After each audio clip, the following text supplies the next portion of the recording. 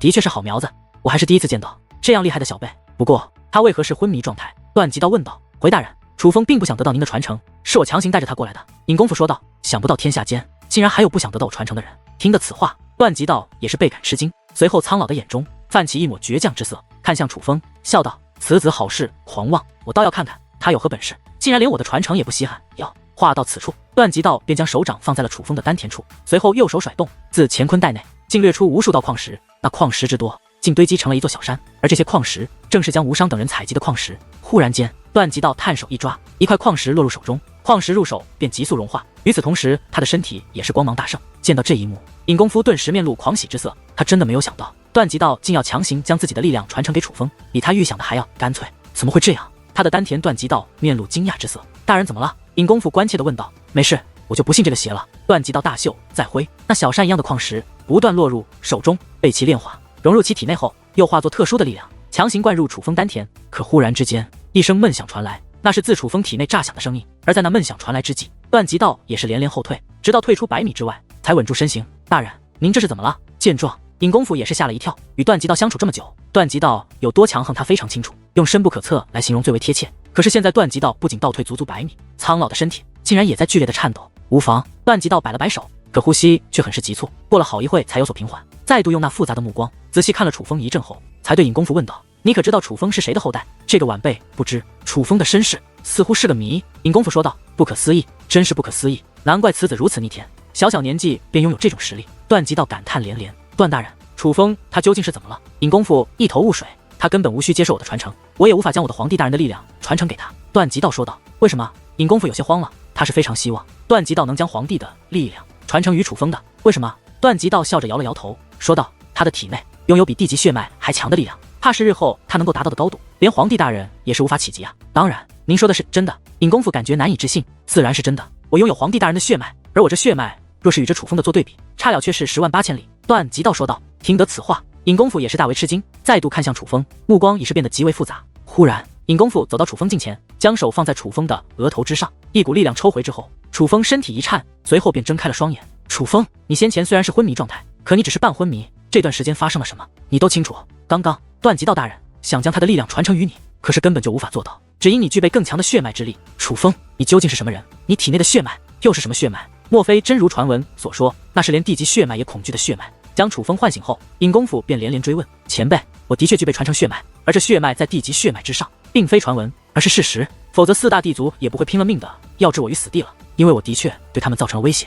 至于我的身世，我自己也不清楚，我不知道我父母是谁，自然也不知道我的传承血脉究竟是什么。楚风没有如实的说，他不想将自己来自天外的事情告诉尹功夫和段吉道。段吉道没有成功的将其力量传承给楚风，若是他成功了，他就是楚风这边的人，而他现在既然没成功，楚风也无法确定段吉道是敌是友。原来如此，尹功夫陷入了沉默，他很遗憾楚风没能得到段吉道的传承。段吉道大人，很感谢您看中楚风，没能得到您的传承，是楚风的损失。不过我的事情不提，但我知兄弟江无伤乃是被人冤枉，还望段吉道大人能够明察秋毫，不要让他白白受了冤屈，承受不该承受的惩罚。楚风站起身来，对段吉道说道：江无伤是你兄弟？段吉道问道。是。楚风点了点头。楚风小友天赋异禀，日后必成大器，老夫倒是很想与你做忘年之交，只是噬银谷有噬银谷的规矩，无伤犯了错就要接受惩罚，你就不要替他求情了。功夫，时间不早了，你带楚风小友回去休息吧，记住要以贵宾之礼相待，日后我噬银谷，楚风小友可以随便出入。对了，让噬银谷的人守住口风，不得将楚风小友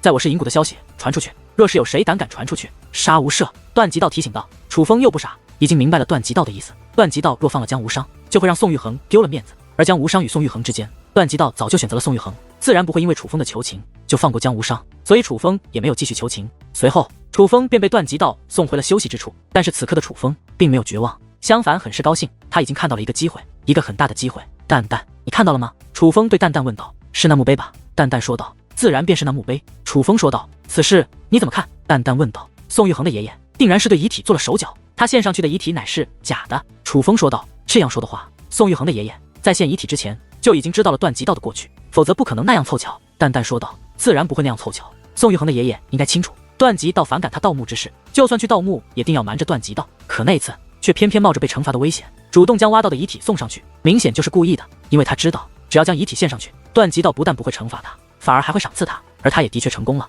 楚风说道。不过可惜他却不知道你见过真正的遗体，并且还知道放在何处。淡淡说道：是啊，看来我能够帮到无伤一个大忙了。楚风说道：你准备什么时候动身？淡淡问道。今夜便走。楚风说道。原来今日楚风苏醒后看到了段吉道爱人的墓碑，那墓碑上除了段吉道爱人段启柔的名字外，还有一首诗：我生君未生，君生我已老，恨不生同时，日日与君好，我离君天涯，君隔我海角，化蝶去寻花，夜夜栖芳草。这首诗正是落叶竹林内那水晶棺材旁墓碑之上所刻写的诗。楚风不仅在那段吉道身后的墓碑上看到了这诗，还发现墓碑上有2种字迹，一种刚硬无比，一种柔美深情。这说明那字迹属于2个人，刚硬的定是段吉道所写，他亲自写上了爱妻段启柔的名字，但柔美的应该是其爱人段启柔的笔迹。段吉道故意模仿爱人的笔迹，在墓碑上刻下了那首诗，而段吉道所模仿的字迹刚好与落叶竹林内那墓碑的字迹一模一样，并且这首悲凉凄美的诗表达的正是相爱之人因年龄的差距而不能在一起的悲剧，这与段吉道和段启柔的故事也是极为吻合。所以楚风可以确定，落叶竹林内那水晶棺材中的神秘女子便是真正的段启柔。至于宋玉衡爷爷所献上去的所谓遗体，不管他是用什么手段瞒过了段吉道的眼睛，但那都是假的。决定之后，楚风便以有要事为由，在当夜便向尹公父请示，要离开一段日子，过些时日再回来。尹公父也没有多问，而是直接放楚风走了，并且还赠予了楚风可以开启结界，随时进出是银谷的钥匙。不过楚风离开却没有告诉红强，其实不管楚风具备多么强大的隐藏手段，在现在这种情况下出去都是很危险的。他不想让红强与他一起冒险，所以准备独自跑这一趟。难得遇到如此满意的苗子，只是实在可惜啊！段吉道感叹连连，他也在为不能传承于楚风而感到惋惜。忽然之间，段吉道一阵剧烈的喘咳，而喘咳之际，一片金色的液体也是自其口中喷出。这金色液体一出，段吉道的脸色变得很是难看，气息也是萎靡了很多。但对于这一幕，段吉道似是习以为常了一样，只是擦拭掉金色液体，并没有任何的惊讶。段大人。过了没多会，一位老者走了进来，跪在了地上。这个老者起码已有3000岁的寿龄，其实若论年纪，他还要在段吉道之上。不过看到段吉道却是恭敬无比，而这位老者便是宋玉衡的爷爷。这么晚了来找我，莫非是有什么事吗？段吉道说道。回大人，出大事了。宋玉衡的爷爷说道。出什么大事了？段吉道问道。4大地族通缉的要犯楚风闯入了我市银谷，是尹公父放进来的。宋玉衡爷爷说道。我知道了。段吉道说道。大人，您知道了。听得此话，宋玉衡的爷爷很是意外。楚风不是闯进来的，是我让公父请来的。你想说的便只是这件事吗？段吉道问道。听得此话，宋玉衡的爷爷犹豫了一下，这才说道。楚风打伤了玉衡，并且伤得很重。段吉道双眼微眯，随后看着宋玉衡的爷爷问道。那你为何不早点告诉我？为何不将玉衡送到我这里来救治？虽然很重，但只是皮外伤，我觉得没必要麻烦大人，属下便可以医治好。只是玉衡毕竟是大人看好的传承者，当众被打，实在有损大人您的颜面。宋玉衡的爷爷挑拨离间的说道。你若是想让我教训楚风，那就算了。楚风是我请来的贵客，我怎么可能处置贵客？另外，楚风此子天赋极好，你教玉衡还是与楚风好好相处，切莫再生事端，也莫要再得罪楚风。对了，你告诉你的人，切莫将楚风在此的消息传出去。若是有谁将楚风在这里的事情告诉4大地族，我绝不留情。段吉道说道。听得此话，宋玉衡的爷爷脸色很不好看，因为他来此处为的就是替宋玉衡伸冤，借机教训楚风与尹公父。可没想到段吉道的态度竟会如此冷漠，不但不处置楚风，反而很是维护楚风，这让他很不甘心。属下遵命。虽然很是不甘心，可是宋玉衡的爷爷却不敢违背段吉道，这就对了，多一个朋友总比多一个敌人好。还有，你叫玉衡好好准备，选一个好日子，我准备尝试着将我的血脉之力先传给他一部分。段吉道说道。大人，您要将力量传承给玉衡？听得此话，宋玉衡的爷爷顿时一惊，甚至有些不敢相信自己的耳朵。玉衡的身子弱，不能一次性传承，需要分成多次传承才行，并且在此之前，他必须是健康状态。你懂我的意思吗？段吉道说道。懂，属下明白。回去后定然好好为玉衡调理身体。见段吉道说的是真的，宋玉衡的爷爷狂喜不已。那你还不快快回去替他疗伤？段吉道说道。遵命。宋玉衡的爷爷赶忙离开。宋玉衡的爷爷走后，段吉道很是无奈地叹息了一声。月光照射在那苍老的脸上，能够看到深深的愧疚。皇帝大人，我的时日不多了，尽管我也不甘心将力量传承给宋玉衡，但却只能委屈了您的力量了，还望您不要怪我。毕竟您嘱咐过我，不可传承于4大地族培养的族人，更不可以传承于3府弟子。这种要求之下，想要找到这个传承者，实在是太难了。今日的楚风倒是难得的好苗子，乃是上之选。只是可惜他的血脉，我的努力，相信你也看到了。希望您不要怪我，我实在也是尽力了。段吉道很是惭愧地说了这番话后，又转身看向段启柔的坟墓，看着那块冰冷的墓碑，他的嘴角竟扬起了一抹解脱式的笑容，说道：启柔，再等一等，我很快就来陪你。此刻，宋玉衡的爷爷已经来到了宋玉衡的住处，而宋玉衡与其父亲皆是在此。爷爷，怎么样？段大人怎么说的？可要严惩楚风？宋玉衡的伤势此刻已经痊愈，毕竟是皮肉伤，以他爷爷的本事医治起来，完全是轻轻松松，有些棘手。段吉道似乎见过了楚风，并且很是欣赏他，不仅下令不得让人将楚风在此的消息传出去，还要你与他交好。宋玉衡的爷爷说道。什么？让我与那楚风交好？这怎么可能？他他今日可是当着那么多人的面打了我与父亲。宋玉恒很不甘心，安静点，小不忍则乱大谋。我只是让你暂时与他交好，谁让你真的与他交好了？宋玉恒的爷爷怒斥道。见状，宋玉恒也是安静下来。不过有一个好消息，经过我的努力，段吉道终于决定要将他的力量传承于你了。宋玉恒的爷爷说道。爷爷，您是说真的？听得此话，宋玉恒与其父亲皆是大喜，激动的连身体都开始瑟瑟发抖，呼吸变得异常急促，甚至能够心跳如鼓一般，在胸口内跳动着。当然是真的，玉恒啊，你很快就要成为段吉道的传人了呀！不是段吉道的传人，是皇帝的传人。哼，真是不枉费我耗费了那么多精力，如今总算是苦尽甘来了。不过在此之前，你需要好好调理一下身体。段吉道说你的身子弱，我偏要把你调理的龙虎精神，必须保证第一次传承得到成功，这样才能让他确定你适合做他的传承者。宋玉恒的爷爷说道。一切听从爷爷安排。宋玉恒连连点头。只要你得到段吉道的传承，日后你不仅是这是银谷的主人，还将拥有皇帝的力量，将成为这个时代的帝王。到了那个时候，什么影功夫，什么江无伤，凡是我们做对的都要死，就连段吉道也要死。话到此处，宋玉恒的爷爷眼中闪过一抹阴狠之色。爷爷，您连段吉道大人也要杀？宋玉恒有些惊讶。你还叫他大人？他配吗？这些年他给我的气还少吗？我卑微屈膝，忍辱负重这么多年，就是为了要杀了他。宋玉恒的爷爷说道。可是爷爷，他毕竟宋玉恒有些害怕。玉恒不必怕，段吉道久病缠身，活不了多久了。等他将自己的力量传承给你，他也将被彻底掏空，再加上那无法医治的病情，他很快就会成为一个废人。那个时候他的小命便任由我来宰割。他一定想自杀，早一点去陪那个段启柔，但我不会给他这个机会。宋玉恒的爷爷说道。爷爷，你不准备将他们两个葬在一起？宋玉恒问道。葬在一起？对，一定要将他们葬在一起，因为那个段启柔本来就是假的，等他死后便会发现与他同葬一墓的原来并不是他朝思暮想的爱人。那个时候段吉道一定死不瞑目。对，我就是要让他死不瞑目，一定要让他自杀，让他自己跳入那坟墓。宋玉恒的爷爷阴冷的脸上涌现出了变态一般的笑容。爷爷，那楚风呢？宋玉恒问道。楚风，他自然也要死，不过不必我们亲手杀死，他现在可是值钱的很，若是将他交给四大帝族，嘿嘿。话到此处，宋玉恒的爷爷眼中涌现出了一抹贪婪，而此刻脸上的笑意更浓。只要有他的这位爷爷在，宋玉恒便觉得什么愿望都能实现。就比如当初他并不是段吉道眼中最适合的传承者，但是如今他即将得到段吉道的传承，而这全都是他爷爷的功劳。大人！就在这时，店外有人轻声呼唤。宋玉恒的爷爷大袖一挥，取消了一层结界，与此同时将紧闭的店门打开，这才说道：进来吧。很快的，一个半地巅峰的男子便跑了进来，跪在了地上。这么晚了，你不在尹公府身边好好伺候着，来我这里就不怕他起疑心吗？宋玉恒的爷爷说道。禀大人，属下自然怕尹公府起疑心，只是您说过有要紧事一定要第一时间来禀告。那位说道。什么事？说吧。宋玉恒的爷爷说道。回大人，刚刚楚风拿着钥匙独自一人闯出了是银谷。那位说道。什么？他逃走了？听楚风走了？宋玉恒的爷爷脸色顿时一僵，涌现出了焦急之色。他自然不希望走，的确走了，说是有要紧事要去做，不过我还听他与尹公府说，过些时日他还会回来。那位说道。还会回来？那就好。听得此话，宋玉恒的爷爷才松了一口气。不错，这次你的消息禀告得很是及时。宋玉恒的爷爷手臂一扬，一个乾坤袋落入了那位的手中。多谢大人。打量着手中的乾坤袋，那位满面欢喜，好好为我办事，亏不了你，退下吧。宋玉恒爷爷摆了摆手。是。那位说话间退了出去。今日还真是好事连连啊。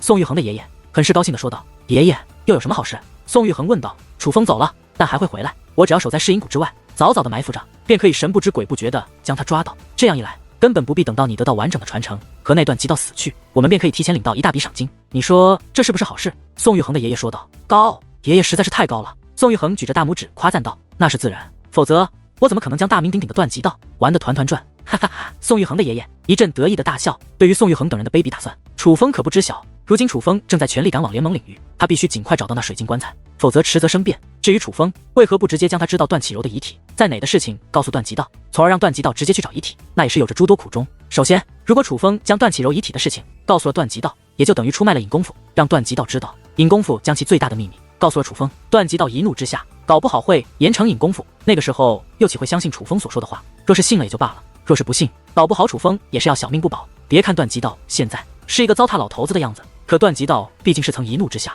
屠灭自己全族的存在，他的脾气定是极为的火爆，所以避免这些意外发生，楚风只能自己去取。虽然等他将段启柔的遗体交出来的时候，他摘掉段吉道秘密的事情也将不攻自破，可当段吉道看到自己爱人的遗体还完整的保留于世，定然还是会很欣喜的。那个时候就算怪罪，也应当不会惩罚楚风和尹功夫才是，而那个时候将遭受惩罚的将是宋玉恒的爷爷。经过一番赶路和远古传送阵之内的传送后，楚风已然来到了联盟领域。可是刚刚走出远古传送阵，楚风便听到宛如雷声一样的轰鸣，连绵不断的自远处传来。顺声观望，远处的天际火光四射，连虚空都不断崩碎开来，就连楚风脚下的大地也在微微颤动着，定是有人在大战。如此大的威势，楚风分析，怕不是寻常的修武者，多半是武帝级别的高手在对决，否则不可能在如此遥远的距离，他也能够看到这样的动静。因为依照楚风来看，对方交手的地方距离他起码数百万里，百万里，寻常修武者的威势可传不到这么远。楚风怎么了？淡淡见楚风观望轰鸣传来的方向，却并没有及时赶路，不由追问起来。那个方向似是界师联盟，在联盟领域武帝强者并不多，现在却有武帝对决，并且声势如此之大，我总觉得不太对劲。楚风说道。那还不简单，过去看看不就知道了。虽然你急着赶路，但也不怕耽误这么一会时间。更何况你的小宝贝苏美不是还在界师联盟吗？若真的是界师联盟出了事情，你可是非管不可的。淡淡说道。淡淡话音未落，楚风已是化作一道流光，向那方向飞掠而去。楚风不仅使用了2重雷霆的力量，将修为提升到了1品武帝，更是直接施展出了最快赶路的手段——青龙疾行术，速度之快，瞬息数里。尽管那交战的方向很是遥远，可以楚风的速度很快便接近了那战圈。尽管只是靠近，而并非真的进入战圈之内，但在天眼的超强视力之下，楚风却也能够清楚地看到，那在战圈之中交手的究竟是何方神圣。那交战的乃是3人，其中2位身穿黑衣，衣服上刻画着一道道颇为奇异的纹路，那纹路乃血红之色，似是由鲜血染成，并且还散发隐隐微光，很是诡异。而除了这怪异的黑衣之外，那人还戴着一个面具，面具同样漆黑，同样刻画着诡异的血色纹路，再配上那血红色的双眼，就像是2个人形怪物，2只人间幽灵。他们2个同出一处，自然是同一战线，并且他们的修为都是1品武帝。至于那另外一人，楚风一眼便认了出来，这是一位熟人，乃是界师联盟的左天尊。左天尊的修为同样是1品武帝，只是这位当初在楚风眼中强大到宛如神灵一般的存在，此刻以1敌2，很是吃力。在他的身上已经出现几道血淋淋的伤痕，破开皮肉可以看到森森白骨，虽然只是皮外伤，对他来说不算什么，但这却足以说明左天尊已经处于劣势。左天尊，良禽择木而栖，你本可以不死，何必如此执着呢？其中一位说道。良禽的确择木而栖，所以你们这根烂木头我才看不上。左天尊说道。那你就要死。听得此话，那2位神秘黑衣人便一同动手，出手便是杀招。2人所施展的皆是地境武技，并且不是寻常的境武技，是能够相容的境武技。这2重地境武技在半成地兵的催动之下极为恐怖，虽然那只是一层金灿灿的武力，但是却传出极为恐怖的嘶吼。若是半地之下在这附近，只是这一声吼就足以让其粉身碎骨，形神俱灭。面对这样的攻击，哪怕左天尊也是面色大变，这一招他很难挡下，就算挡下也要再度受伤。然而就在那武技将要靠近之际，竟忽然炸响开来，那武技被挡下了。对于这一幕，最吃惊的便属左天尊，因为他此刻能够看到一个熟悉的身影正站在他的身前，是这个熟悉的身影替他挡下了这道攻击，而这位正是楚风。晚辈拜见天尊大人。楚风抱拳施礼。楚风，真的是你？左天尊满面震惊，他震惊的不只是楚风会出现在这里，而是楚风的修为竟与他一样已是1品武帝。想想前些时日他听到了关于攻霸平原上的传闻，虽然传闻中楚风已然很强，可还是半帝啊，怎么这么快就成了1品武帝了？原来是楚风，久闻大名，今日总算见到了。就在这时，那黑衣人也是开口了。你们认得我？楚风问道。如今整个武之圣土，谁不认识你楚风？看来你的确掌握着特殊手段，竟然能够将修为提升到1品武帝，你的确与众不同。不过你一个冒牌武帝，居然想为左天尊撑腰，你觉得你行吗？那位黑衣人的目光虽然血红，宛如妖兽一般，可楚风却在那目光中看到了藐视。你问我行不行？我马上就让你知道我到底行不行。楚风微微一笑，随后意念一动，水仙奥义术与火仙奥义术2大无上秘技便飞掠而出，分别站到了2侧，将那2位神秘人所包围。该死，竟然忘记他有这一招。看到水仙奥义术与火仙奥义术，那2位神秘人都是恍然一惊。尽管他们用面具遮盖了容颜，看不到他们的表情，可从他们的肢体语言也可以看出，他们此刻很是惊恐。但这也怪不得他们，他们实力再强，只是1品武帝，而水仙奥义术与火仙奥义术可是2位2品武帝。楚风，你可听过暗殿？忽然一位武帝问道。没听过。楚风说道。你很快就会知道暗殿，这将是超越3府的存在，我们便是暗殿的元老。今日你放我们走也就罢了，若是不放我们走，暗殿绝对不会放过你。暗殿可不是4族那种小角色，若是你与暗殿为敌，就是绝对的找死。怎么打不过了？开始放狠话，连命都掌握在我的手里，你觉得你们还有威胁我的资格吗？楚风说道。资格？你也配在暗殿面前谈资格？楚风，你今日若放我们走也就罢了，若不放，后果自负。那位继续问道。他没有出手，因为他知道他们2个联手也不可能是水仙奥义术与火仙奥义术的对手，现在唯一的生路就是恐吓楚风。好，我放你们走。楚风摆了摆手。楚风，不能放他们走，放他们走便是放虎归山。左天尊说道。然而楚风却并未理会左天尊，而是意念一动，凶神恶煞的火仙奥义术与水仙奥义术便乖乖地退到一旁，为那2位留出了逃生之路。楚风，算你识相，我们走。那2位也不犹豫，转身便要逃脱。然而他们刚一动身，水仙奥义术与火仙奥义术便一同出手，那2位分别被汹涌的浪潮以及炙热的火海所吞噬。2大无上秘技出手的速度实在太快，那2位还没反应过来，便已身处水深火热之中。楚风，你言而无信。那2位发出撕心裂肺的惨叫，因为他们的肉身正在被炼化，已经支撑不下去。你们说的不对，我已经放你们走了，只是你们自己没走掉，又被追上罢了。所以这不是我楚风言而无信，而是你们太过无能。楚风笑眯眯地说道：“你简直无耻至极，我暗殿不会放过啊！”那两位话还没有说完，便又是一声惨叫，随后身体便碎裂开来，已经形神俱灭。那两位死后，水仙奥义术与火仙奥义术便化作两道流光涌入了楚风的体内，而此刻楚风的手心则是多了2个乾坤袋以及2把半成地兵，那都是那两位神秘人的物品。将这些战利品收好后，楚风才看向左天尊，发现左天尊正满面惊讶地看着自己。那两位与左天尊交过手，他们的实力左天尊清楚，单对单还好，1对2他还真不是对手。可就是这样强横的对手，楚风却在轻描淡写之间便将他们斩杀，这叫他如何能不惊讶？毕竟当初的楚风还是一个小小的武王，在他面前不堪一击，但是现在已是能够斩杀5帝的存在，并且还拯救了他，这种进步速度堪称神速，简直快要超过了他能够承受的范围。楚风，你可真是给了我一个天大的惊喜。左天尊说道。惊喜？听得此话，楚风有些不解，我没有想过有人会来救我，以为在劫难逃，可我不但被救了，更没有想到救我的会是你，这难道不是惊喜？左天尊反问道。左前辈真是言重了。听到这里，楚风才淡然一笑，原来左天尊是在夸赞自己。左前辈，这究竟是怎么回事？那所谓的暗殿是什么来头？他们为什么要对付你？楚风问道。楚风，此事路上再与你说，快先随我去界师联盟。听楚风这样一问，左天尊似是想起什么，赶忙向界师联盟的方向飞掠而去。看到左天尊那紧张的模样，楚风也是眉头紧锁，不由变得紧张起来。他已经能够猜想到，那暗殿对付的应该不只是左天尊，似乎是整个界师联盟。而界师联盟之中，可是有着许多对楚风来说很重要的人。苏美便不用说了，那是楚风的爱人。除了苏美之外，还有司马颖、苗人龙、傅飞腾、林叶舟等人。而就算抛去这些人，界师联盟对楚风的帮助也很大。好说歹说，楚风也是界师联盟的挂名弟子，如今界师联盟有难，楚风绝对不能坐视不管。前辈，我来开路。想到此处，楚风便来到了左天尊的前面，施展出青龙疾行术，速度便在瞬息大涨。而在楚风的引导下，左天尊的速度也是变得极快。而看着在其身前为自己开路的楚风，左天尊的目光再度一变。如果说先前的楚风只是救了他，让他惊讶楚风实力增长的竟如此之快，那么现在他便真正的有一种被楚风罩着的感觉。虽然他身为一个长辈，被楚风这样一个小辈罩着，正常来说心里应该很不是滋味，可是他此时此刻却是非常的高兴，因为楚风对他来说不是寻常的小辈，而是他极为看好的小辈。不仅是他，可以说楚风是整个界师联盟都极为看好的小辈。如今这个小辈当真是没有叫他们失望。而在这途中，左天尊也是长话短说，开始为楚风讲述起关于暗殿的事情。这暗殿，界师联盟之前从来没有听说过，可以说现在的5支圣徒知道这暗殿的人怕也是少之又少。而这暗殿前些时日突然出现，直接找到了界师圣会的会长界灵仙人，要界灵仙人率领左右天尊2位5帝归顺于暗殿，而界师联盟从今以后也要为暗殿做事。面对这样一个来历不明的势力提出的这样一个无理的要求，界师联盟自然是一口拒绝。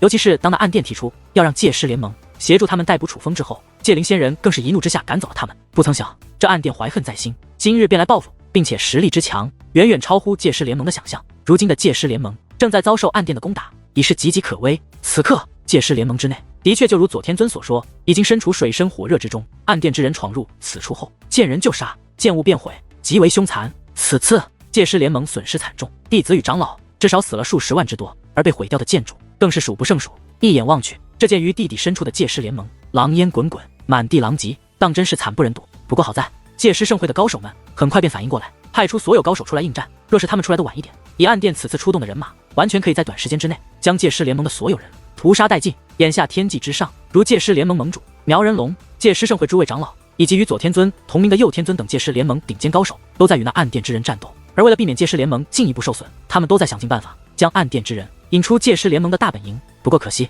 暗殿之人非常狡猾，似是明白他们的意图，所以根本不上当。目前为止，只有左天尊成功的将2位1品5帝引了出去，可实际上他并不是那2位1品5帝的对手。若不是楚风及时赶到，左天尊怕是早已命丧黄泉。至于界师联盟的弟子们，都在长老的引导下前往避难的地方。恐慌2字弥漫在所有弟子，甚至许多长老的脸上与心中。这也不能怪他们太过胆小，实在是暗殿派来的人马太过强大，最弱的都是半地巅峰，就连5帝便足有7位。这样的战力，界师联盟也是远远不如。对于界师联盟来说，这就是一场浩劫。虽然现在能够躲到避难所，可若是天际之上战斗的界师联盟高手们都被暗殿强者斩杀的话，那他们这些弟子又岂能活得下去？这小小的避难所能挡得住5帝的攻击？莫说弟子们，就连长老们也没有见过这等阵势，但却都明白对方的强大，他们又怎能不怕？颖儿、叶舟、飞腾，你们听话，快躲起来！几位长老正苦口婆心地对司马颖等弟子劝着，想让他们进入避难所。然而司马颖等人却死活不肯进去，只是站在那里观察着远处的战斗。长老不必再劝了，我们生是界师联盟的人，死是界师联盟的鬼。虽然实力卑微，不能与前辈们共同斩杀犯我界师联盟之人，可是我们却定要与界师联盟同生共死。司马颖等人心意已决，皆是不肯躲避。听得此话，那些长老也是长叹一声，随后不再劝阻，并且也不再去组织其他弟子躲入避难所，而是干脆与司马颖等人一样，留在此处观望天际。眼下天际之上可谓战得热火朝天，半地巅峰就不说了，单说最为致命的武帝，他界师联盟的武帝强者共3位，左天尊与右天尊皆是一品武帝，最强的乃是界灵仙人，乃是一位2品武帝。可是暗殿呢，却派来了7位武帝，其中4位1品武帝，3位2品武帝。虽然左天尊引走了2位1品武帝，可还有2名1品武帝与3名2品武帝在这里。右天尊以1敌2，牵制住了2位1品武帝。至于界灵仙人，则是要以1敌3。虽然界灵仙人贵为10仙之一，实力要比寻常的2品武帝强横一些，可是这暗殿的2品武帝也皆不是寻常之辈，再加上他们3个围攻界灵仙人1人，界灵仙人也是节节败退，只能勉强支撑。又是一声滔天巨响传来，一道身影从天而降，落入了地底深处，强大的力道与涟漪直接将那片土地化作了一片深谷。是右天尊，右天尊被打伤了。虽然被打伤了，可是右天尊却立刻从地底掠出，再度与那2位1品武帝战成一团。他也是没有办法，必须选择奋战到底，因为他若不战，对方就有2位1品武帝可以对他界师联盟的长老和弟子大开杀戒，那后果绝对是不堪设想。难道说我界师联盟传承数万年，真的要毁于今日？面对此等惨状，众位长老的眼中都流出了不甘的泪水，气得身体都在瑟瑟发抖。对于他们来说，界师联盟便是他们的家，又有谁希望自己家破人亡？界灵仙人，我再给你一个选择的机会，只要你答应投靠我暗殿，说出楚风的下落，你界师联盟不仅可以安然无恙，我暗殿还可以让你界师联盟更强，成为9世之首。一位为首的2品武帝一边与界灵仙人交战，一边大声说道：听好了，先不说我等不知道楚风的下落，就算知道也不会告诉你们，是可杀不可辱。你们已斩杀我界师联盟那么多无辜之人，如今还想和解，真是痴心妄想。界灵仙人杀心已起，此话落下，攻势便变得越发凶猛，真是敬酒不吃吃罚酒。既然你如此不识抬举，那也就别怪我不客气了。暗殿之人听令，不必在手下留情，今日我便要让这界师联盟在5之圣土消失。那位大声喊道：杀！他此话一落，暗殿之人皆是大喊一声杀字，那磅礴的杀意席卷来来，顿时天昏地暗，乌云滚滚，单单是那杀意便覆盖了这方天地，将许多长老和弟子吓得双腿发软，直接瘫坐在地上，失去了行动的能力。而在此刻，暗殿之人的战力也是纷纷大涨，之前还能勉强与他们一战的界师联盟，转眼间已是陷入了绝对的劣势，哪怕界灵仙人也开始顶不住那3位2品武帝的轮番攻击。这种情况之下，哭喊的声音、崩溃的情绪充斥于整个界师联盟，莫说弟子们，就连长老们也顶不住了。灭顶之灾，这绝对是灭顶之灾！对方那杀意可不是开玩笑的，他们知道今日不仅他们在劫难逃，就连界师联盟也要毁于一旦。想灭界师联盟，单凭你们还不够格。然而就在界师联盟的很多人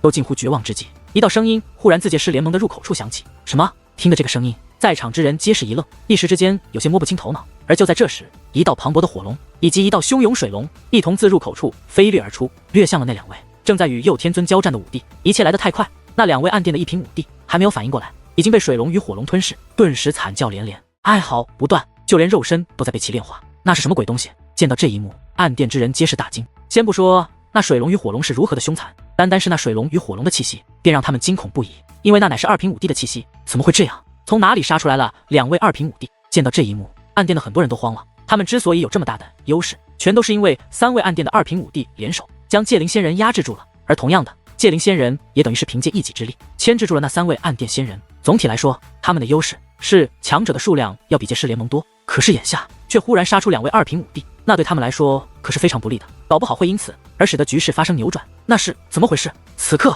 许多几乎崩溃的界师联盟之人也是眼前一亮，虽然有些搞不清状况，可是他们却都好像在那水龙与火龙的身上看到了一丝希望。然而就在这时，无数道恐怖的吼叫声自天际之上传来，定目一望，在场之人皆是面容大变，那竟是一群金灿灿的猛兽，不仅光芒闪闪，每一只的体积都有几百米甚至1000余米，乃是真正的庞然大物。这些庞然大物有的3头6臂，有的奇形怪状，个个都不相同，但它们却有一个相同点，每一只都有着1品武帝级别的战力。而这样的猛兽足有数百指之多。那些金灿灿的猛兽出现之后，直接掠向了暗殿的强者们，开始张开血盆大口，挥动尖锐的利爪，对暗殿强者进行疯狂的猎杀。暗殿派出的强者虽多，可总共也没有100人，更何况除了7位武帝，剩下的都是半地巅峰，他们哪里是这数百只猛兽的对手？只是顷刻之间，那暗殿派来的所有半地巅峰的强者全部被那猛兽撕成了粉碎。而与此同时，暗殿那2位1品武帝的惨叫声也已然不见，因为他们2个同样死在了那水龙与火龙的手中。谁？是谁？竟敢对我暗殿之人大开杀戒？暗殿仅剩下的3位2品武帝皆是将目光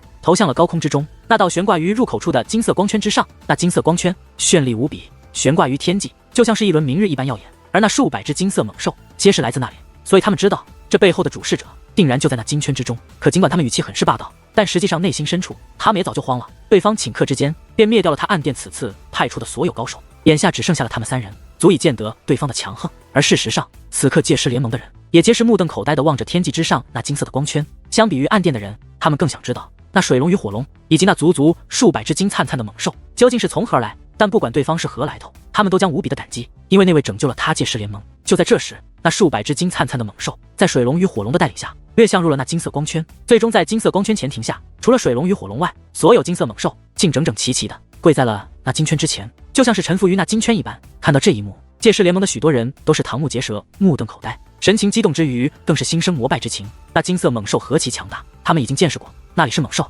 简直就是神兽。可是现如今，他们眼中的那些所谓神兽，竟然一副俯首称臣的样子，足以见得那金圈内的存在是何其料的。神人，莫非是有神人来救我借尸联盟了？难道是借尸联盟的先祖在天有灵，重返人间拯救我等？借尸联盟的弟子们猜测不断，都以为是天神下凡来拯救他们。倒也不能怪他们无知，毕竟对他们来说，天际之上的存在太过强大，强大到了超乎他们想象，只能以神而论的地步。不过在借尸联盟众人欢呼雀跃、兴奋不已之际，暗殿的那3位却是哭笑不得，因为他们发现在那水龙与火龙还有那个别金色猛兽的口中，竟然纷纷叼着半成帝兵或者极品王兵以及多个乾坤袋，那可都是他暗殿之人的东西。想一想，之前还开杀戒好事威风的暗殿之人，如今已经形神俱灭，就连各自的宝物都成了人家的战利品，实在是可悲。到底是谁可敢露出真容？暗殿之人越想越气，忍不住再度怒喝一声。而眼下他们3位也早就不再与界灵仙人继续战斗，而是紧紧地凝视着那道金色光圈，露出真容有何不敢？之前的声音再度响起，而就在这时，那金色光圈开始消散，很快的一道身影也是浮现而出，是左尊者左天尊。左大人，是左天尊大人，请来了救兵不成？看到这位，借尸联盟的众人欢呼不断，他们都认得出了那位是他们的左尊者左大人。一时之间，很多长老与弟子都以为是左天尊请来了救兵，然而此刻许多明眼之人却继续盯着那金色光圈，因为他们都知道先前说话的并非是左天尊，那金圈之中定还有人。终于，那金色光圈彻底消失，而此刻楚风的身影也是浮现而出。最关键的是楚风此刻雷霆羽翼与雷霆铠甲皆在身上，而他的气息竟与左天尊一样，皆是一品武帝。楚风看到楚风，借尸联盟众人皆是神情一僵，随后各自的眼中便涌现出了各自不同的目光，有不可思议，有大放异彩，因为他们都能够想象得到，那解救他们的神人既然不是左天尊，那便很有可能是楚风。楚风，真的是你吗？此刻司马颖等人也在紧紧地凝视着楚风，再度看到楚风，他们都很是激动，可同时他们却有着一丝不确定，不确定拯救了他借尸联盟的是否就是楚风。这也不能说他们看不起楚风，实在是楚风还只是一个小辈，是与他们同龄之人，而之前的战斗可是连借尸联盟最强的存在界灵仙人都无可奈何的，所以他们才会怀疑那位力挽狂澜的真的会是楚风吗？楚风，竟然是你！此刻暗殿的3位眼中也涌现出了极为浓郁的吃惊，他们想过很多种可能，但却都没有想到这位拯救借尸联盟的会是楚风。怎么怕了？你们不是一直想抓我吗？我现在就站在这里等你们来抓。楚风笑眯眯地说道，那种目光完全就未将那3位放在眼中。楚风，不管你用什么至宝弄出了这些金色猛兽，但至宝毕竟是至宝，并非真材实料，而我们3人的2品武帝却是实实在在的。虽然发现是楚风让他们很是吃惊，可是与此同时，他们却也在心中松了一口气。5只圣土高手太多，他们真的害怕是哪位超然的存在来救借尸联盟了。毕竟先前的威势的确不容小觑，可若是楚风的话，那他们还真就不怕。不管楚风用什么手段将修为提升到了1品武帝，不管楚风用什么手段召唤出了那么多金色猛兽，可在他们看来，楚风都只是一个小辈。想他们活了那么久，什么大风大浪没见过，岂会惧怕一个小辈？而且还是如此年轻的小辈。至宝，什么时候界灵之术在你们眼中成为了至宝？楚风微微一笑，随后大袖一挥，那数百只金色猛兽变化作金光掠入楚风体内，那竟然是界灵之术。此刻莫说暗殿的3位，就连精通界灵之术的借尸联盟众位高手也是极为的震惊。当那金色猛兽化作金光的时候，他们才发现那是结界之术，并且那金灿灿的结界之力内竟有龙纹涌动，所以他们也就发现楚风不仅使用出了如此精妙的结界之术，如今还是一位龙纹级界灵师。楚风，你现在是龙纹界灵师？尽管已经发现，可左天尊还是忍不住追问起来，他想要确定，因为此事实在太非同小可了。回前辈，晚辈也是刚刚踏入这个境界。楚风说道。好，实在是太好了，楚风，你的进步实在是超乎我的想象。左天尊高兴得不得了。与此同时，在场的很多人，如界灵仙人、苗人龙、借尸联盟盟主等人，都是高兴得不得了，苍老的脸上皆是挂满了狂喜之色。龙纹级界灵师，整个5只圣土才有多少个？楚风如此年纪便成为了龙纹级界灵师，这绝对是有史以来最年轻的龙纹级界灵师。你居然成为了龙纹级界灵师！此刻暗殿的3位也是神色一变，若楚风使用的至宝召唤出那些猛兽，他们真的不怕，可楚风竟是用界灵之术召唤出来的，这可就非同小可了。龙纹级界灵师很多，可是能够召唤出这么多武帝级猛兽的可是不多，至少界灵仙人做不到，但是楚风却做到了。按理来说，楚风应该成为龙纹级界灵师不久，界灵之术应该不强才对，但他却施展出了如此厉害的界灵之术，足以说明他界灵之术之精湛，这让他们不得不认真对待。楚风没有理会暗殿之人的问话，而是一步一步的向界灵仙人走去。与此同时，水龙与火龙也是现出原形，正是水仙奥义术与火仙奥义术，虽是秘技，可他们同样神圣无比。但就是这样神圣的存在，却宛如护卫一般，跟在楚风左右，看得界师联盟众人目瞪口呆，叹为观止，眼中尽是羡慕与崇拜。前辈，您辛苦了，不妨休息一下，让晚辈带您。收拾了这3个畜生，走到界灵仙人近前后，楚风才说道：“楚风，还是们联手吧。”界灵仙人并不放心楚风独自一人，前辈放心，他们3个我一人足矣，不用再劳烦前辈出手。楚风很是自信地说道：“那你多加小心。”看着楚风那如此自信的目光，界灵仙人则是退到了一旁，因为他知道楚风不是自大之人。眼下楚风既然如此自信，多半是有着这个实力。想一想，当初的楚风在拜月云城横扫4族小辈，他已是惊叹不已，赞叹楚风逆天的实力。可是现在，楚风竟然要以1敌3大战3位2品5帝，他真的想看一看楚风是怎么做的，真是嚣张。不过也好，我也正好想要领教一下这传说中的秘籍究竟有多利奥的。来吧，让我见识一下水仙奥义术与火仙奥义术的力量是否如传说一样强横。其中一位握着半城帝兵站了出来。然而就在这时，水仙奥义术与火仙奥义术忽然掠入了楚风的体内，与楚风融为一体。谁告诉你我要用秘籍来对付你们了？收回2大秘籍后，楚风笑眯眯地说道。那位站出来的武帝愣在了那里，不知如何是好。他觉得楚风依仗的是秘籍，所以想会一会那秘籍，但楚风却偏偏不用秘籍，这让他产生了一种极为愤怒的情绪。藐视，绝对的藐视，而他便是被藐视之人。楚风，你果然很自信，不过界灵之术毕竟是界灵之术，就算你召唤出再多1品5帝级的猛兽，也不可能是我们3人的对手。我们可是货真价实的2品5帝。见楚风收回秘籍，另外一位暗殿5帝便以为楚风是要用界灵之术来对付他们。界灵之术根本不需要，今日我就用自身的武力来收拾你们3个。楚风话音落下，便将天仙剑抽了出来。天仙剑一出，一股浩然正气也是随之而现，萦绕在楚风周围，整个人的气质都变了，就像是一代剑仙灵士，令人心生敬畏之意。楚风，听闻你有4品战力，这是你的优势，但你这个优势只是在半帝境对战半帝的时候才存在，到了5帝境，你便没有了这个优势。人尽皆知，能成为5帝者，都拥有逆战3品的战力。最后一位暗殿5帝说道：“你的意思是，我逆战4品的战力与逆战3品战力一样，所以没有优势？”楚风问道：“优势自然还是有，只是面对5帝，你最多只有逆战1品的优势。如果此刻站在你们面前的是3个1品5帝，你自然有优势。可我们3个可是3位货真价实的2品5帝，你觉得你有优势？”暗殿5帝说道：“有没有优势，试试不就知道了。”楚风微微一笑，而在下一刻，那满是笑意的眼中忽然寒芒四射。与此同时，手中的天仙剑已是化作万道剑光，同时向那暗殿的3位5帝攻去。来的正好，3位暗殿5帝纷纷冷哼一声，释放出磅礴的杀意，便主动迎了过来。一时之间，刺耳的轰鸣之音响彻不断，刀光剑影四下纷飞。楚风已与那3位交战在了一处，可是楚风4人刚刚战成一团，楚风便占据了绝对的优势，凭借一手凌厉的剑法，打得那3位暗殿5帝节节败退，只能防守。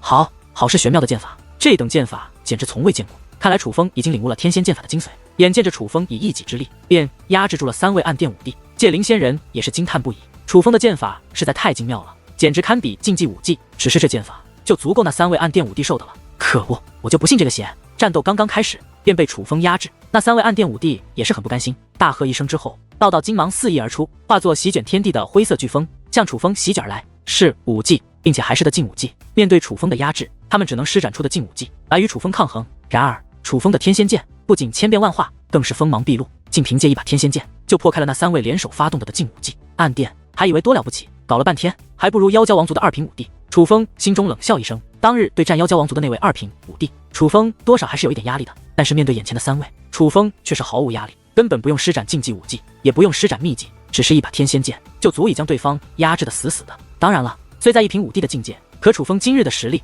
也非当日可比，他已经渐渐适应了5帝的力量，自然实力也就更强。忽然之间，楚风剑法又是一变，随后3道血光自那3位身体飞射开来，暗殿的那3位5帝丹田处皆是出现了一个血窟窿，竟直接被楚风废了修为。混账，我要生撕了你！感受到丹田被破，修为正在急速流逝，暗殿的3位5帝皆是恼羞成怒，竟不要命的向楚风扑了过来，想要最后一搏来个鱼死网破。然而楚风只是冷哼一声，随后手中的天仙剑横空扫过，只见一道寒光掠过天际，那3位暗殿5帝纷纷被斩切成2段，摔落在了地上，彻底丧失了与楚风抗衡的能力。说暗殿究竟是什么来头？是何人所建？为何要与我为敌？楚风落到了那3位的身旁，剑指3人问道。哈哈哈！3人一同大笑，笑得很是诡异。你们最好如实招来，否则我让你们生不如死。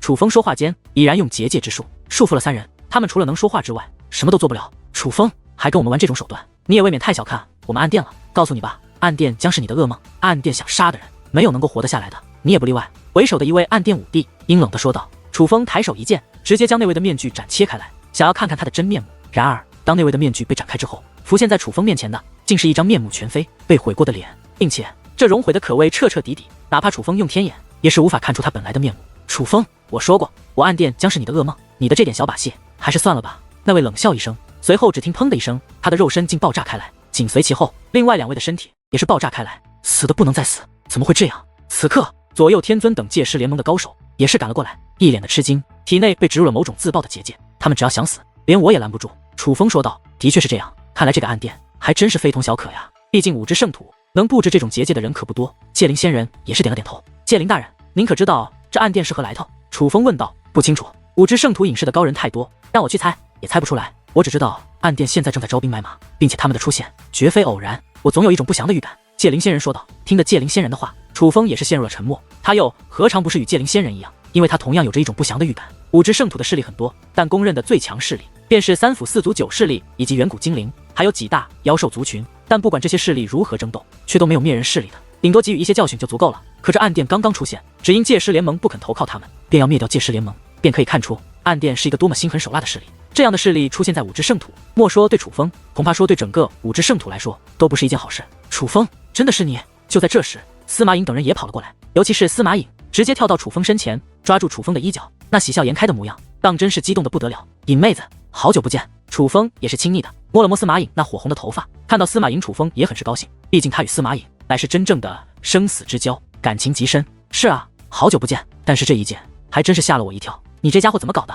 怎么变得这么强了？强到甩出我等10万8千里了？司马颖问道。对啊，楚风兄弟，你这修为增长的速度也未免太快了，让我们怎么追赶啊？傅飞腾等人也是说道。面对司马颖的质问，以及傅飞腾、林叶舟等人那炙热的目光，楚风也只能是傻笑。毕竟这种事情，你让他怎么说？难道说自己天赋异禀，所以突破神速，所以甩你们10万8千里也是应该的？这种话，楚风自然说不出口。苏美呢？忽然楚风问道。因为在人群之中，并未发现苏美的身影，小美被练兵仙人接走了。左天尊说道。练兵仙人？虽然听到练兵仙人，楚风也有些意外，但却并没有继续深问。在楚风心中，练兵仙人可是一位很强的长辈，并且也是一位大恩人，因为他曾帮过自己。而楚风也知道，练兵仙人也与左天尊一样，都与苏美等人的师尊，也就是那位神秘的盲眼老人，有着一定的关系。所以练兵仙人接走小美，楚风很放心，所以他也没有多问。暗殿深不可测，这次失败，下次一定还会再来找界师联盟的麻烦。界师联盟怕是待不下去了。楚风说道。楚风，这点你就放心吧，我界师联盟传承这么多年，也不是一无是处的，只要开启防御大阵，暗殿再多高手也无法攻破我界师联盟。这次让他们进来，乃是我们疏于防范。不过今日之后，我界师联盟便会开启防御大阵，除非要事，否则弟子与长老皆不再外出。界灵仙人说道。真的可以吗？楚风仍有些不放心。楚风，你就放心吧，我界师联盟是什么地方？世界灵师的汇集之地，可能我们这一代不如开山祖师那个时候，可我界师联盟的防御绝对是五之圣土数一数二的地方，只要开启防御大阵，绝对没人能够闯得进来。而我界师联盟也备足了各方面需求的物品，就算我界师联盟的人在此处生存几千年也不成问题。左天尊说道。听到这里，楚风才明白了界灵仙人与左天尊的意思。暗殿能够闯进来，其实很简单，只要劫持界师联盟的弟子或长老就可以进来了。而只要他们进来，所谓的防御阵法对他们就没有任何用处。不过经过这件事情之后，界灵仙人准备将界师联盟彻底封锁，这样一来，暗殿便没有突破口可以闯进来。要想攻打界师联盟，只能强攻。但是看得出来，界师联盟对他们的防御大阵是非常有信心的，哪怕暗殿再来，他们也不怕。只是这样一来的话，界师联盟的长老与弟子们都只能安分地待在界师联盟的防御大阵之内。说句不好听的，他们是被暗殿下的联门都不敢出了，只能龟缩在先祖留下的防御阵法之内。但对于目前的界师联盟来说，这却是保全自己的唯一办法。就算这样做会成为他人的笑柄，可那也总比界师联盟被灭门要好得多。楚风，以你的天赋，早晚可以超越4大地族，甚至成为这个时代的最强者。只是毕竟你现在还没有真正的成长起来，而4大地族又想法设法的想要你的命，不如留下来吧，等你成长起来，再找他们报仇也是不迟。界灵仙人劝道。前辈有所不知，晚辈想要突破，需要大量的修炼资源，我若留在这里，怕是很难有所长进。况且我还有很多朋友在外面，若是被4大地族查到了我们的关系，找不到我，反而去对付他们，那我也会过意不去。楚风说道。这那好吧。见楚风执意如此，界灵仙人等人也是不好强留。楚风要走可以，不过这个你一定要拿着。忽然左天尊取出了一件长袍递给了楚风，这件长袍可绝非普通的长袍，金光闪闪，材质不凡，这是一件界灵黄袍，但却并非普通的界灵黄袍，比寻常的戒灵黄袍还要珍贵的多，因为在这件戒灵黄袍的上面刻写着一个大字，这个大字是远古文字，现在的人看不懂，也不知它代表何意，但是它很像是一个王字，并且这个像是王字的远古字体还散发着一种特殊的力量，这力量使得这件戒灵黄袍看上去与众不同，只看一眼就知道这是一个不凡之物。王之黄袍，看到这长袍，楚风也是眼前一亮，这王之黄袍是当初左天尊赠送给自己的，只是那个时候楚风觉得自己没有实力保住这王之黄袍，所以没有直接收下，而是要左天尊代为保管。楚风，这王之黄袍本尊者也替你保管了一段日子了，现在应该物归原主了。左天尊说道。楚风，这次你可千万不要推脱了，因为你已经具备保管这王之黄袍的能力。苗人龙也是笑眯眯的说道，有意调侃当初楚风拒绝左天尊的理由。楚风，收下吧，我的这位师弟可把这王之黄袍视为珍宝，连我借着穿他都不借，可他愿意送给你，乃是真的信任你，看好你。戒灵仙人也是说道，多谢诸位前辈。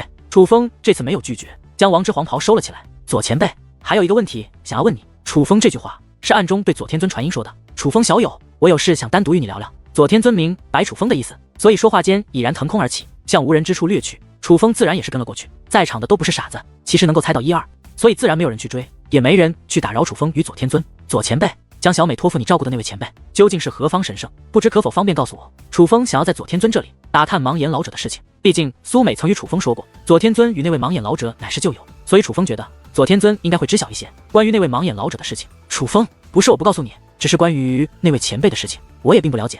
他当初曾对我戒师联盟有恩，对我更是有救命之恩，所以他将小美托付于我自然是要好生照顾。至于他的具体身份，说实话，我真的是一无所知，甚至我连他的名字叫什么都不清楚。但我个人觉得，他应该是站在五之圣土最巅峰的存在之一。而小美既然是他的弟子，应该没有人敢动他。若是真的有人敢动小美，那也是惹了大麻烦。所以，你倒是不用担心小美的安危。左天尊说道。多谢前辈。楚风点了点头，可心中对盲眼老者的身份却更好奇了。他真是没有想到，那位当初在东方海域上被认为是疯子一样的老者，在五之圣土境也是这样强横的存在。随后，楚风以有事在身为由，便就此离开。而戒师联盟也是在楚风离开后，立刻开启了防御大阵。从此以后，戒师联盟的所有人只在戒师联盟之内生活。不过，戒师联盟不会忘记，今日若不是楚风出现，那他戒师联盟便已经被灭门。所以，楚风便是拯救了他戒师联盟的大恩人。然而，在大部分人都在感恩于楚风之际，却也有一部分人内疚不已、惭愧不已、后怕不已。这些人便是当初楚风刚刚来到戒师联盟，曾难为楚风、刁难楚风的人。这些人有长老有弟子，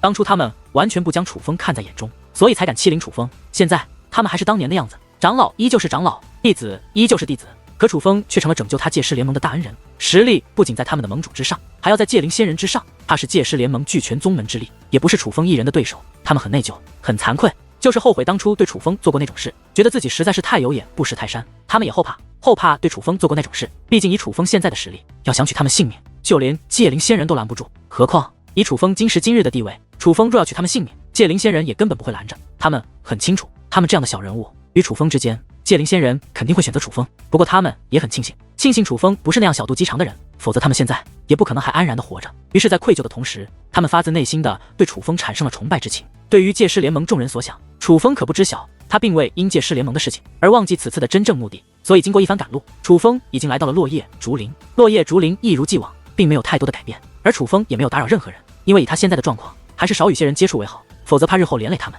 所以神不知鬼不觉的来到了那座水晶棺材坐落的岩洞之中。那水晶棺材当日被红墙用结界之术隐藏了起来，没有那个钥匙是很难开启的。但是此刻楚风站在那里，只是大袖一挥，眼前那什么都没有的空间便如湖面一般产生了波动。很快的，那水晶棺材与石碑也都浮现而出。楚风并没有用当初红墙给他的钥匙，便破解了那结界。毕竟现在的楚风可是龙纹级界灵师，红墙的手段可拦不住他。看着那水晶棺材依旧如仙子的女子，楚风心中掀起了波澜。当初第一次看见这女子时，楚风还很弱小，那个时候武帝在楚风心中强大到不可思议。而现如今，楚风已经具备斩杀2品武帝的能力，并且也知道了这位女子的名字，那便是段启柔。段前辈实在抱歉，晚辈本不该惊动您，只是您实在是可以帮我一个大忙，所以不得不来惊动您。况且你若在天有灵的话，也希望能与段极道前辈再聚吧。楚风先是对这段启柔的遗体施以一礼，毕竟他已经葬于此处，楚风动他总是不太好。随后楚风又布置一座阵法，将这阵法布置好了之后，楚风轻喝一声收，那水晶棺材与墓碑